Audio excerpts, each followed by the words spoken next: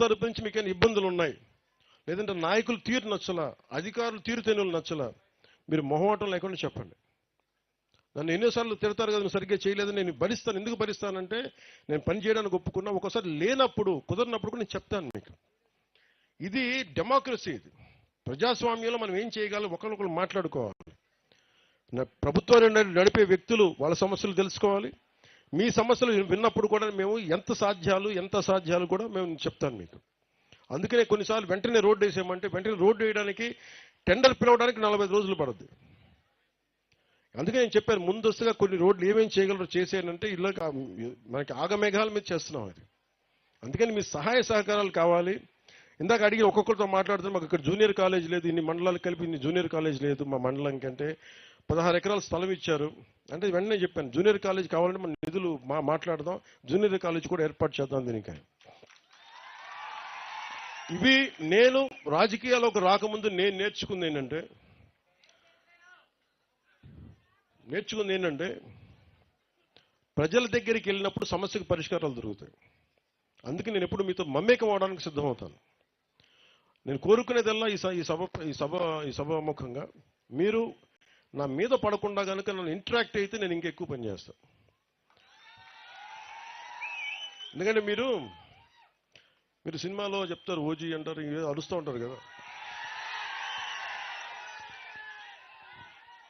నా స్వప్నం, నా కళ విను, నా స్వప్నం, నా కళ నా ఒక్కడి కోసం కాదు, నా ఓజీ కోసం కాదు, సినిమా కోసం నేను ఎప్పుడు కలగన్నా. నేను దేశం కోసం కలగన్నా, దేశంలో ఉన్న ప్రజల కోసం కలగాను. ఈ పేరు, ఈ బలం, మీ ప్రేమాభిమానం ఇవన్నీ కలిపి 4 రోడ్లు వేస్తే జన్మధన్యం అనుకున్నాను. ఈరోజు 4 కాదు 29 రోడ్లు వేస్తున్నాం ఒక్క రోజులోనే. ఇంకొక నెలలో సీఎం గారు పాప చంద్రబాబు గారు ఏమనగా ప్లీజ్ దయచేసి లేదు వినండి, మన గౌరవ ముఖ్యమంత్రి గారు నన్ను గౌరవిద్దాం.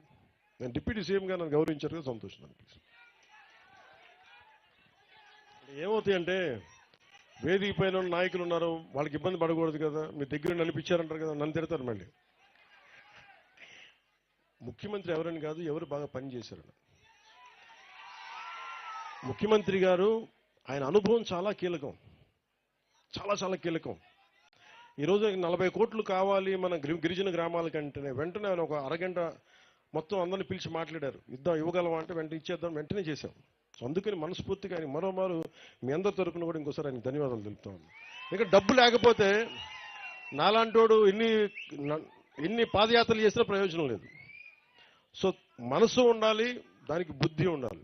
సో మనసు బుద్ధి 2 కలిస్తే ఆంధ్రప్రదేశ్ అభివృద్ధి. సో మీ అందరికీ మరోమారు ధన్యవాదాలు తెలుపుకుంటూ, ఎస్పీ గారు ఇందాక ఇప్పుడే చెప్తా ఉన్నారు నోటు గాంజా అనేది పోస్టర్ రిలీజ్ చేస్తామని చెప్పారు. ఒకసారి ఎస్పీ గారిని మిగతా డిఎస్పీస్ కూడా ఒకసారి ఎవరైతే ఉన్నారో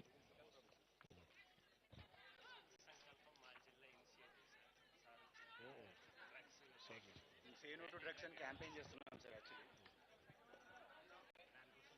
దానికి డిఎడిక్షన్ సెంటర్స్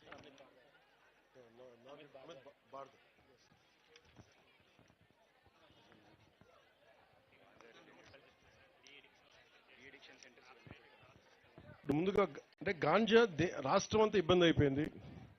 మొన్న కేంద్రం నాయకులతో కూడా మాట్లాడినప్పుడు ఆంధ్రప్రదేశ్ హబ్ అయిపోయింది గాంజాకి, డ్రగ్స్కి. దీనిపై చర్యలు తీసుకోవాలనే క్రమంలో భాగంగా ముఖ్యంగా అల్లూరు సీతారామరాజు జిల్లా నుంచి మన అమిత్